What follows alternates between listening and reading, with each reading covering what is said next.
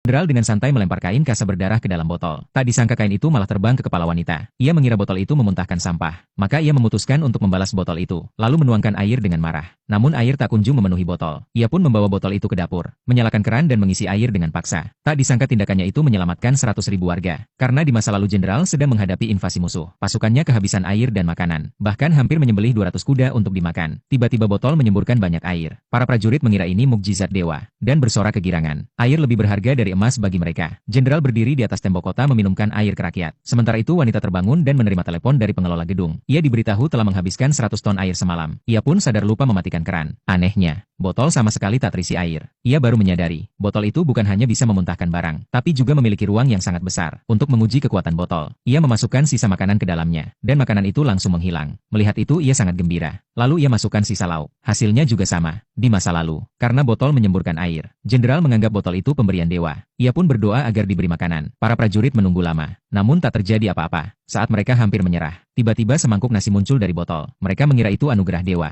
Tak lama makanan terus bermunculan dari botol. Para prajurit makin yakin botol itu benda suci. Jenderal pun menulis doa ucapan terima kasih dan membakarnya, lalu memasukkan abunya ke dalam botol. Di masa kini, botol wanita itu malah mengeluarkan asap hitam. Wanita marah besar. Tapi karena botol itu peninggalan leluhur, ia tetap menjaganya dengan hati-hati. Ia lalu menggunakan botol itu sebagai tempat sampah, memasukkan makanan ke daluarsa. Di masa lalu, para prajurit mengira itu jawaban dari doa mereka, lalu membawa makanan itu dengan senang. Jenderal kembali menulis surat terima kasih, tapi lupa membakarnya. Ketika sadar sudah terlambat, wanita di masa kini pun menerima surat itu. Namun ia terganggu oleh telepon dari nenek jahatnya. Wajahnya langsung berubah. Ia teringat saat orang tuanya meninggal. Nenek dan bibinya berebut warisan, karena ia belum menikah. Ia kehilangan hak waris, dan semua harta diambil oleh sepupu laki-lakinya. Setiap mengingat itu ia merasa sedih, hingga lupa membaca surat dari Jenderal. Jenderal mengira permohonannya terlalu banyak, dan membuat dewa marah tak mau merespons. Sekarang ia kehilangan bantuan dewa. Hanya tersisa 2 roti kukus di tangannya. Rakyat mulai menukar anak mereka untuk makanan. Seorang bocah hampir dijadikan santapan. Jenderal segera tiba dan mengusir ayah yang tak bertanggung jawab, lalu memberikan makanan terakhirnya pada anak itu. Kebaikan ini disaksikan oleh seorang nenek, yang kemudian menawarkan cucunya untuk diasuh. Ia bersedia menukar cucunya dengan sayuran liar. Jenderal heran, karena nenek itu bisa membesarkan cucunya sendiri. Saat itulah sang nenek perlahan membuka lengan bajunya.